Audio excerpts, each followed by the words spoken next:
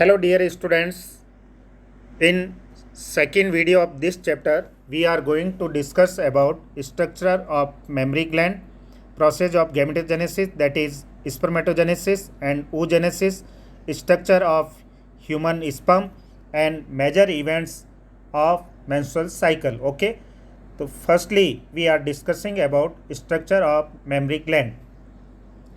Member of class Mammalia के जितने भी होते हैं उनके अंदर यूनिक करेक्टरिस्टिक्स फीचर बोला जाता है, तो वो क्या, प्रेजेंस ऑफ मेमरिक ग्लैंड होता है. ओके, ये फीमेल के अंदर फंक्शनिंग रहता है, जबकि मेल के अंदर होगा वो कैसा, वेस्टिजियल रहेंगे. Okay, a functional mammary gland is a characteristics of all female mammals.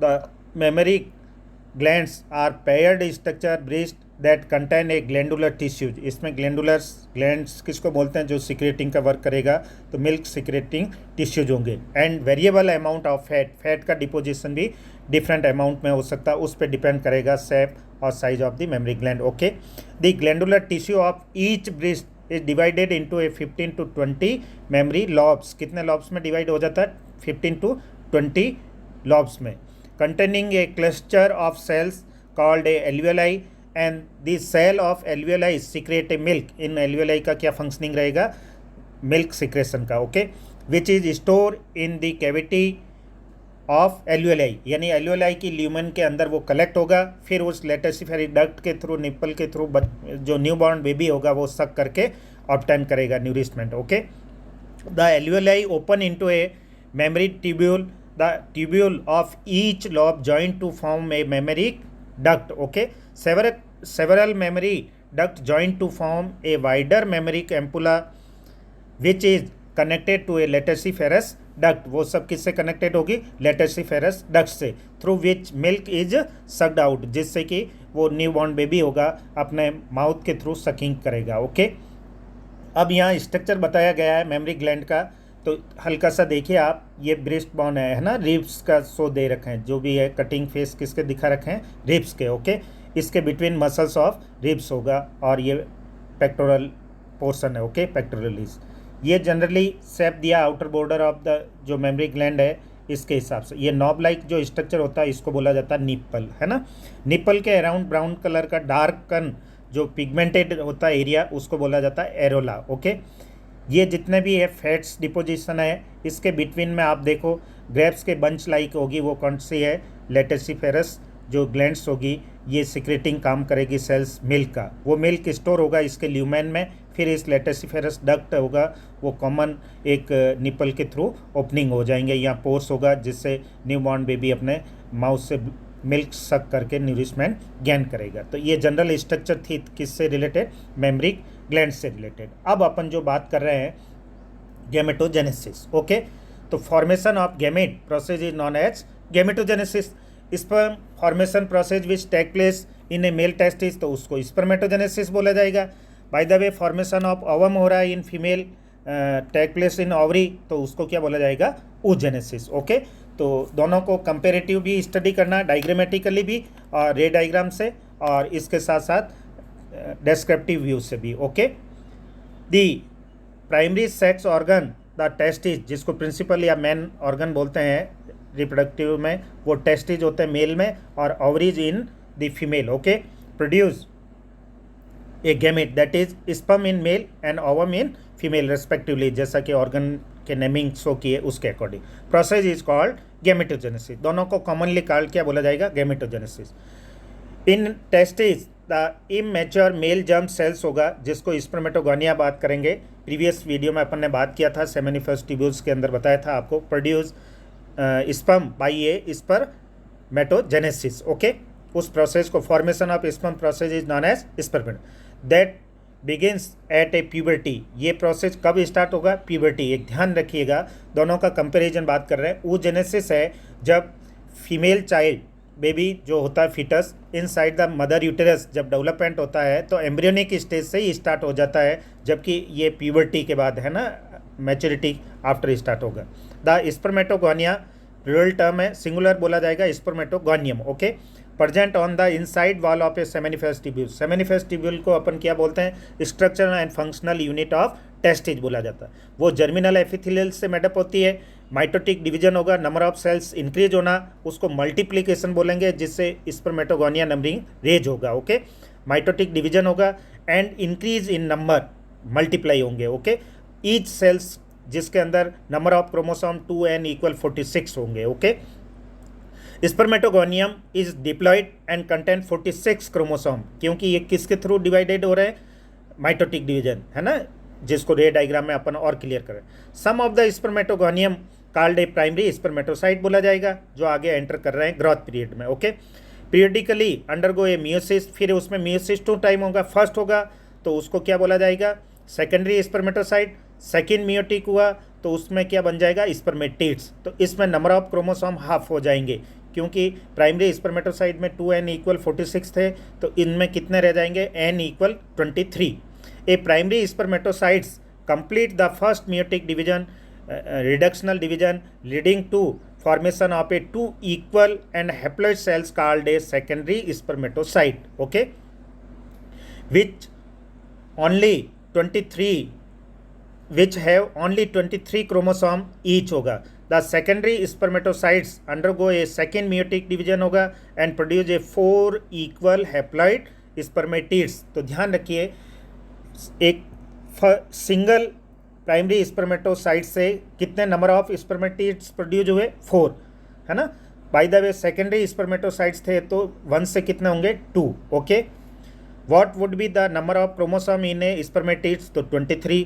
The spermatids are transformed into a spermatozoa, क्योंकि स्पर्मेटिड्स है वो राउंड स्ट्रक्चर होगी, ये नॉन मूवेबल है, नॉन मोटाइल है, लार्ज है, तो इसके अंदर मैक्सिमम साइटोप्लाज्म वगैरह, एक्स्ट्रा अमाउंट ऑफ प्रोटोप्लाज्म वगैरह वो सब रिड्यूस हो जाएगा, मिनिमाइजिंग होके सेप साइज में चेंज होके एक मोटिलिटी फॉर्म में स्ट्रक्चर में चेंज होगा। उस प्रोसेस को क्या बोलते हैं, स्पर्मेटिड्स बनेंगे फ्रॉम स्पर्म से, उस प्रोसेस को क्या बोलते हैं, स्पर्मियोजेनेसिस। ओके, है ना। तो स्पर्मियोजेनेसिस क्या होगा, spermatids change into sperm, process is known as spermiogenesis. Okay, by the process called a spermiogenesis, after spermiogenesis होगा, sperm head होगा वो become embedded या attached in a Sertoli cell। Sertoli cell का TS of testis में function बताया था, provide support and nourishment to developing male gametes। okay, are finally released from seminiferous tubules,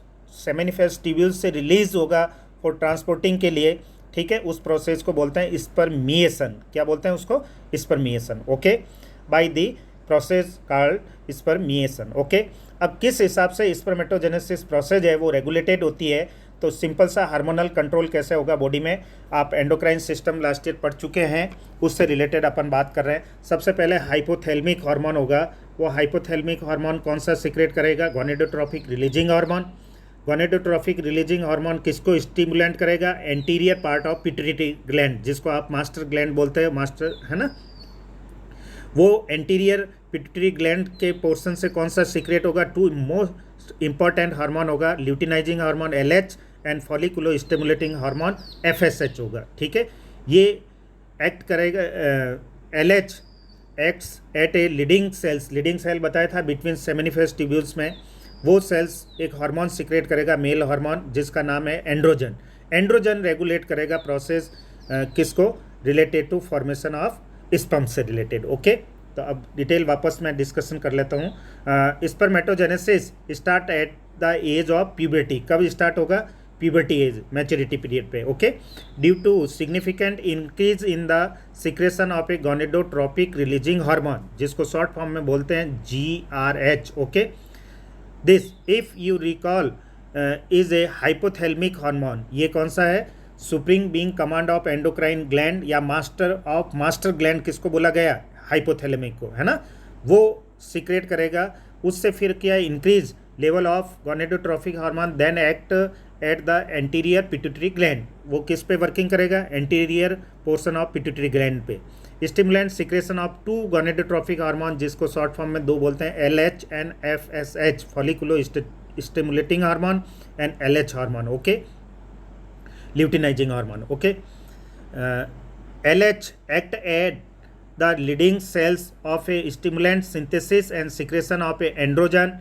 Androgen in turn stimulate the process of a spermatogenesis FSH act on the Sertoli cells and stimulate the secretion of some factor which help in the process of a spermiogenesis. Spermiogenesis के लिए भी helpful है. Okay, spermatids to sperm formation process को बोलते हैं spermiogenesis. Okay, अब अपन discuss करेंगे स्ट्रक्चर ऑफ ह्यूमन स्पर्म. इससे पहले एक बार मैं रे डायग्राम बना के आपको क्लियर कर देता हूँ स्पर्मेटोजेनेसिस प्रोसेस को वापस डिटेल में. ओके, स्पर्मेटोजेनेसिस की बात करें अपन तो ये यहाँ बताया था आपको सेमिनिफेरस ट्यूब्यूल्स होती है जो किससे मेडअप होती है, जर्मिनल एपिथेलियल सेल से. ओके, मैं रीड्रॉ कर रहा हूँ, ध्यान से समझना. ये जर्मिनल एपिथेलियल सेल्स है ना, जो इसमें सबसे पहले माइटोटिक डिवीजन होगा. माइटोटिक डिवीजन होने से नंबर ऑफ सेल्स इंक्रीज होंगे, इसको बोलेंगे स्पर्मेटोगोनिया. कौन सा बोलेंगे बेटा, स्पर्मेटोगोनिया. ओके, इस स्पर्मेटोगोनिया होगा वो ईच स्पर्मेटोगोनिया कितना होगा 2n. रीजन यहाँ कौन सा डिवीजन हो रहा है, माइटोटिक डिवीजन है ना, किससे, ये वॉल ऑफ सेमिनिफेरस ट्यूब्यूल्स है. ओके, जर्मिनल है. अब इनमें से any of one cell enter करेगा किसके अंदर, ग्रोथ पीरियड में. ग्रोथ पीरियड में कोई डिवीजन नहीं होता, हल्का सा एनलार्ज होगा है ना इसके अंदर, क्योंकि ग्रोथ पीरियड होता है वो ओवम में या oogenesis में लॉन्गर भी होगा और लार्ज साइज डेवलप होगी, जबकि यहाँ ज़रा सा चेंजेज होगा, इसको बोलेंगे प्राइमरी स्पर्मेटोसाइट्स. ओके, तो ये मल्टीप्लिकेशन फेज हो गया. अब सेकेंड फेज है वो कौन सा है बेटा, इसके बाद में ग्रोथ पीरियड के बाद में सेल्स कहाँ एंटर करेगी, मैचुरेशन में. तो यहाँ हैप्लॉइड हो जाएगी सेल्स, डॉटर सेल्स. क्यों कि यहाँ मियोटिक की जगह मियोटिक फर्स्ट होगा. कौन सा डिवीजन होगा, फर्स्ट. उससे कितने 2 सेल्स बनेंगे और इसको बोला जाएगा सेकेंडरी स्पर्मेटोसाइट्स, जो कितने होंगे n = 23.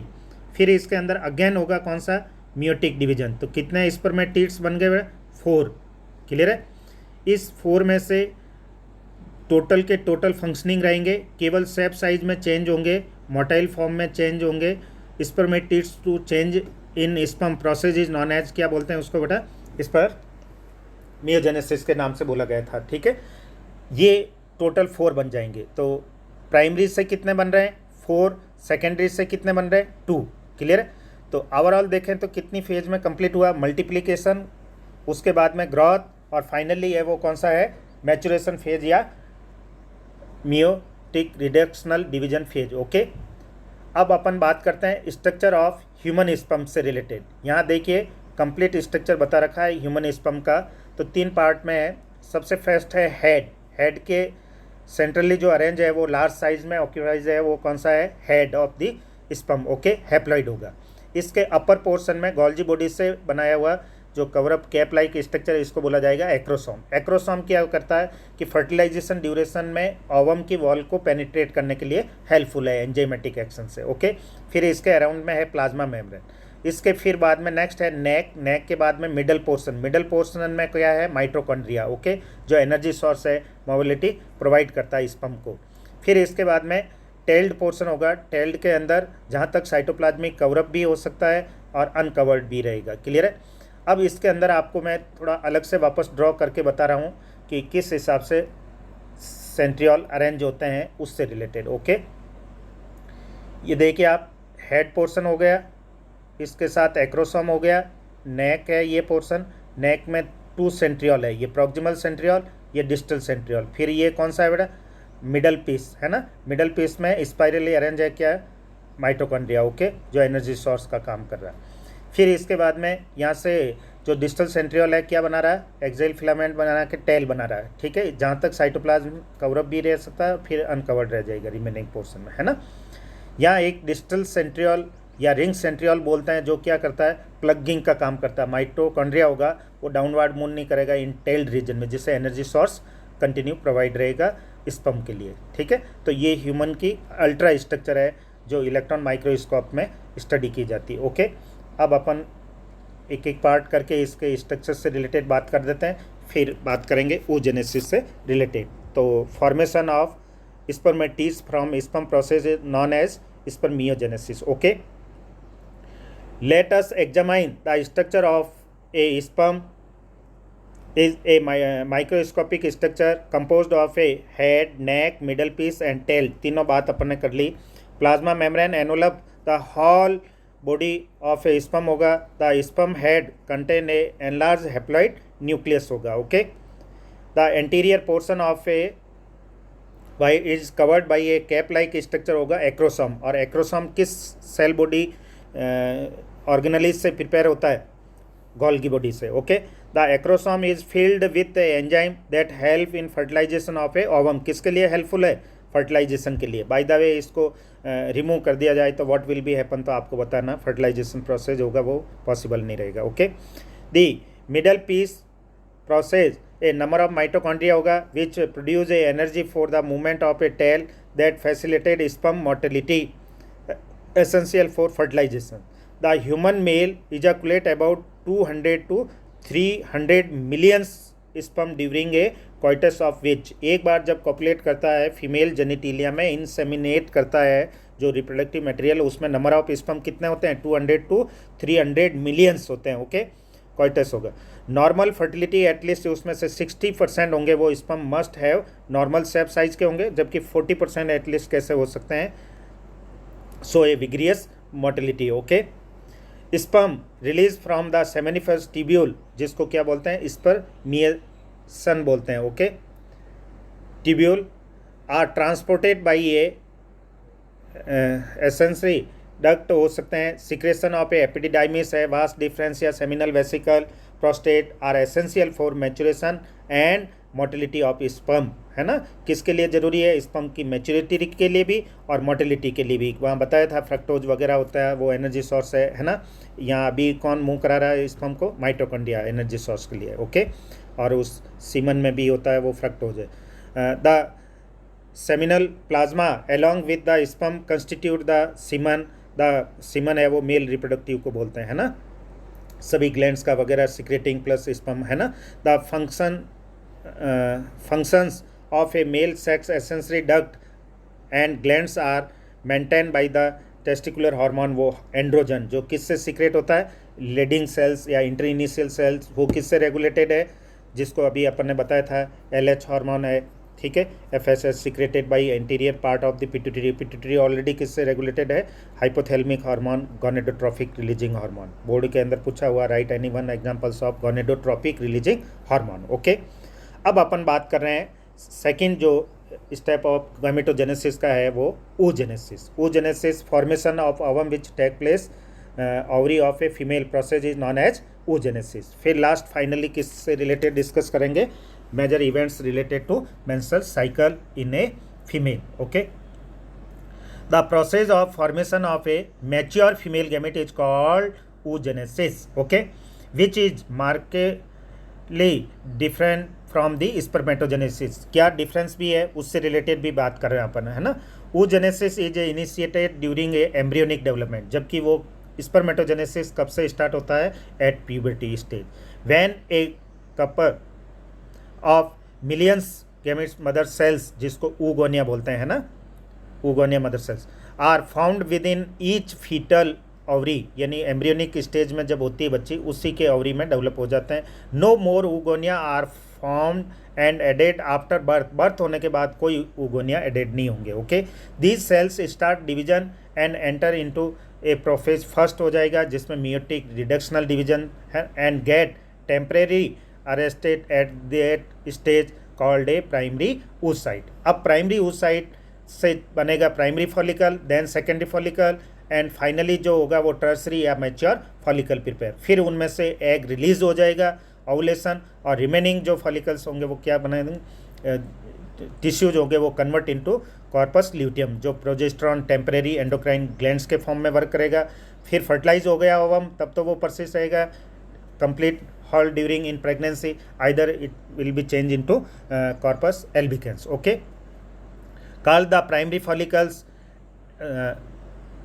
primary oocyte. Each primary oocyte then gets surrounded by layer of a granulosa cells then called primary follicles. वो जब granulosa cells से सराउंडिंग हो जाएगा तो उसको क्या बोला जाएगा? Primary follicle. A large number of these follicle degenerate during the phase from birth to puberty, बहुत सारे डिजेनरेट भी हो जाएंगे, है ना. Therefore at a puberty only 60,000 to 80,000 primary follicles are left in each ovary होगा. The primary follicle get surrounded by more layer of a granulosa, many layer से cover up हो जाएगा. तो अब इसको क्या बोलेंगे, secondary follicles. The secondary follicle soon transformed into a tertiary follicle, okay, which is characteristics by a fluid field होगा, उसको एंट्रम बोला जाएगा कैविटी को, है ना. दिस थीका लेयर होगा organize into a an inner theca interna बोला जाएगा, आउटर को थीका एक्सटर्ना बोला जाएगा. Okay, important to draw your attention that it is at this stage that the primary oocyte within the tertiary follicle grow in a size and complete its first meiotic division. It is an unequal division resulting in a formation of a large haploid secondary oocyte हो जाएगा. Clear. इस stage पे एक ovulation हो जाएगा, release from ovary हो जाएगा, है ना. फिर स्पर्म इस पे आके टच करे या एम्पुलरी पार्ट में रहेगा, उसके बाद मियोटिक सेकेंड होगा और फाइनली ओवम प्रोड्यूस होंगे. एंटीनी फर्स्ट पॉलर बॉडीज भी प्रिपेयर हो जाएगी, एक माइन्यूट स्मॉल साइज स्ट्रक्चर, है ना, like cell. Secondary oocyte retain bulk of the nutrient rich cytoplasm of a primary oocyte. Can you find of any advantage of for this, उसका क्या होगा, ज़्यादा से ज़्यादा रिजर्व फूड होगा तो उसमें एग की लाइफ स्पॉन रेज हो जाएगी. Does the first polar bodies born out of a first meiotic division divide further और डिजनरेट हो जाएगा. At present we are not very certain about this. The tertiary follicle further change into mature follicle या Graafian follicle में convert हो जाएगी. The secondary oocyte form a new membrane called zona pellucida. Egg की जो human egg की बात करेंगे जिसमें प्राइमरी वॉल का नाम है वो कौन सा, जोना पेलुसिडा, और आउटर का क्या नाम है, corona radiata. Okay. Surrounding the Graafian follicle now rupture and release secondary oocyte. Ovum हो जाएगा from the ovary by the process is called ovulation. अभी मेंस्ट्रुअल साइकिल में बात करेंगे. LHFS यहाँ हाईएस्ट हो जाएगा 14 मिड ऑफ द मेंस्ट्रुअल, उस ड्यूरेशन में एग फ्री फ्रॉम या रिलीज फ्रॉम ओवरी होगा, उसको बोला जाएगा ओवुलेशन. इसको कंपेरिजन अपन डिफ्रेंशिएट भी करेंगे स्पर्मेटोजेनेसिस और oogenesis को, रे डायग्राम. उससे पहले मैं एक बार बात कर लेता हूँ oogenesis से रिलेटेड डायग्राम ड्रॉ कर रहा हूँ, आप समझिए. सेम वहाँ जर्मिनल एपिथेलियल सेल ऑफ जो सेमिनिफेस ट्यूब्यूल था, ऐसा कैसा ओवरी के अंदर भी जर्मिनल लेयर से माइटोटिक डिवीजन होने से ये फीटस स्टेज में कंप्लीट हो जाएगा. कौन सा, multiplication phase. Number of oogonia होगा वो रेज हो जाएगा, इसको बोलते हैं मल्टीप्लिकेशन. इसमें से जो ग्रोथ पीरियड में काफ़ी एनलार्ज होता है, इसको बोला जाएगा क्या, प्राइमरी oogonia बोला जाएगा. ये भी कितना होगा, 2n = 46 हो जाएगा. अब इसके अंदर मियोटिक फर्स्ट होगा, उसमें एक स्मॉल साइज पॉलर बॉडीज बनेगी, एक लार्ज साइज सेकेंडरी oogonia बनेगा. ओके. ये सेकेंडरी oogonia होगा वो हेप्लॉइड हो जाएगा, क्योंकि यहाँ डिवीजन कौन सा हुआ, मियोटिक डिवीजन हुआ है. क्लियर. अब ये स्मॉल साइज पॉलर बॉडीज बनी है, इसमें साइटोप्लाज्म बहुत लिस्ट अमाउंट में रहेगा, जबकि कैरियोकाइनेसिस इक्वल होगा. दोनों में नंबर ऑफ क्रोमोसोम है 46 का हाफ रह जाएगा 23, जबकि साइटोप्लाज्म यहाँ रिड्यूज है, इसमें मोर है. तो ये मैक्सिमम साइटोप्लाज्म इधर आने से क्या होगा, इसका लाइफ स्पॉन रेज होगा, जो फर्टिलाइजेशन के लिए चांसेस बनेगा. स्पर्म डिले भी यहाँ तक एग तक पहुँचाए तो भी फर्टिलाइजेशन के चांसेज हो. अब इस स्टेज पे एग फ्री फ्रॉम ओवरी हो जाएगा. फिर अगेन जब स्पर्म यहाँ आके टच करेगा उस समय मियोटिक सेकेंड होगा, अगेन सेकेंड पॉलर बॉडीज बनेगा और finally large size ovum prepare हो जाएगा. क्लियर है. और ये जो प्राइमरी पॉलर बॉडीज है मे नॉट भी डिवाइड हो सकते हैं. बाय द वे डिवाइड हुए तो कितने टोटल पॉलर बॉडीज बने, 3 और सिंगल ओवम, जबकि वहाँ टोटल स्पर्म कितने बन रहे थे प्राइमरी से, 4. यहाँ only 1 ovum and 3 polar bodies होगा. सेकेंडरी होगा तो भी ओवम सिंगल ही है, प्राइमरी है तो भी सिंगल ही, एक ही बनेगा. ओके. अब अपन बात करते हैं नेक्स्ट जो बात की थी कंटिन्यूस में, उससे रिलेटेड ओवरी का TS किस हिसाब से. आप देखिए ये ओवरी का पोर्शन बता रखा है, आउटर होगा कॉर्टेक्स, इनर है वो medulla. Continue number of follicle cells raise होना, प्राइमरी फॉलिकल से सेकेंडरी फॉलिकल से टर्सरी, और ये मैच्योर फॉलिकल हो गया. यहाँ एग है, सराउंडिंग लेयर है, ये कैविटी होगी वो कौन सा, एंट्रम. यहाँ से एग रिलीज हो गया एट किस स्टेज पे, सेकेंडरी उस साइट्स पे। ओके, तो एग रिलीज फ्रॉम ओवरी होगा, उस प्रोसेस को क्या बोलते हैं, ओवुलेशन। रिमेनिंग जो होंगे किस में कन्वर्ट होंगे, कॉर्पस ल्यूटियम में, है ना। जो येलोविश बॉडीज होंगे टिश्यूज़ का, ये प्रोजेस्टेरॉन सिक्रेट करेगा। Bye the way egg fertile नहीं हुआ है तो इमीडिएट किस में कन्वर्ट हो जाएगा, कॉर्पस एल्बिकेंस, और अगेन मेंस्ट्रुअल साइकिल स्टार्ट हो जाएगा, जो कि अपन ओवेरियन इवेंट्स से रिलेटेड मेंस्ट्रुअल साइकिल में डिस्कस करेंगे। ओके, अब यहाँ देखिए आप, हल्का सा डायग्रामेटिकली दिया है oogenesis और स्पर्मेटोजेनेसिस। सिंपल प्रोसेस है एट प्यूबर्टी पे, जबकि ये कहाँ स्टार्ट हो जाता है, एट गेस्टेशियन पीरियड पे। ओके, नंबर ऑफ क्रोमोसोम पे फर्स्ट माइटोटिक डिवीजन हुआ, नंबर ऑफ सेल्स इंक्रीज हुए, इधर प्राइमरी स्पर्मेटोसाइट्स बोलेंगे तो इधर प्राइमरी oocytes बोला जाएगा। क्लियर। अब ग्रोथ पीरियड में एंटर होने के बाद फर्स्ट मियोटिक डिवीजन होगा, तो इसमें सेकेंडरी स्पर्मेटोसाइट्स, तो इसमें सेकेंडरी oocytes, यहाँ पे एग रिलीज हो जाएगा। फिर इसके अंदर अगेन डिवीजन हुआ तो स्पर्मेटिड्स क्या बन जाएंगे, स्पर्म बन जाएंगे। ओके, सेम यहाँ के ये पोलर बॉडीज बना, first polar bodies, second polar bodies, है ना, और फाइनली ओवम बन जाएगा। यहाँ नंबर ऑफ क्रोमोसोम कितने आ जाएंगे, 23 हाफ हो जाएंगे। क्लियर। तो ये मल्टीप्लिकेशन फेज, ये ग्रोथ फेज, फिर इसके बाद में ये मैचुरेशन फेज या रिडक्शनल डिवीजन फेज होगा। Reductional first and second, maturation first and second. तो ये एट बर्थ चाइल्डहुड पे, ये प्यूबर्टी पे स्टार्ट होगा, ओवुलेशन वगैरह सेकेंडरी या ग्रोथ में स्टार्ट। इससे बिफोर होगा वो कौन सा, एट फिटल स्टेज पे हो जाएगा। ओके, अब बात कर रहे हैं अपन लास्ट जो है ना इम्पॉर्टेंट चैप्टर है, टॉपिक है ना, टॉपिक ऑफ दिस चैप्टर की बात करें तो मेंस्ट्रुअल साइकिल। मेंस्ट्रुअल साइकिल क्या होता है कि अपन ने क्लास मेंबर्स के 2 ऑर्डर बात की थी, जिसमें कौन सा, एक प्राइमेट्स एक नॉन प्राइमेट्स, है ना। तो प्राइमेट्स में मेंबर्स जो आते हैं, monkey, apps and human being included है। इनकी फीमेल के अंदर पीरियडिकली जो रन्स होता है उसको क्या बोला जाता है, मेंस्ट्रुअल साइकिल बोला जाएगा। Okay, the reproductive cycle in a female, in the female primates, example monkey, apps and human being, is called menstrual cycle. The first menstruation begins at puberty and is called menarche. देखो ध्यान रखना, menopause भी बात करेंगे, वो सीजेज हो जाता है अराउंड 48 और 50 के बिटवीन, है ना। और ये स्टार्टिंग वाले को क्या डिफरेंस भी आता है, डिफाइन भी आता है। ओके, मेनार्के बोले in human female menstruation is repeated at an average, जो इंटरवल ऑफ अबाउट होगा वो कितना, 28 to 29, किसी में 28 होता है, किसी में 29 डेज हो सकता है। Okay, and the cycle of events starting from one menstruation to till next one is called menstrual cycle बोला जाएगा। वन ओवम इज रिलीज्ड, जिसको ओवुलेशन बोला जाएगा, during the middle of menstruation period. Okay, जो mid of the average जो time period 28 है तो 14 हो गया, 30 है तो 15 हो जाएगा। क्लियर, उसके duration.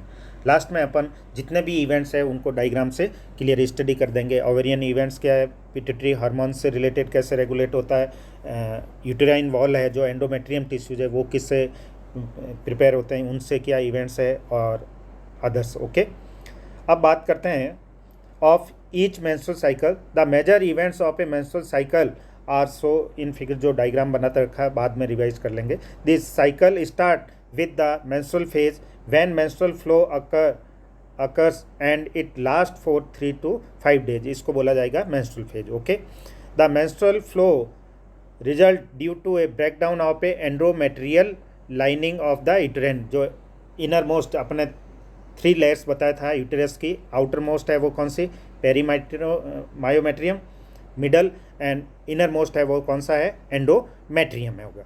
Uterus and its blood vessels which form liquid that comes out through vagina होगा। Menstruation only occurs if the released ovum is not fertilize, यानी किसको इंडिकेशन देता है, यदि by the way reproductive age है न, फीमेल में मेंस्ट्रुअल नहीं आ रहा तो वो इसका मतलब एग फर्टिलाइज है।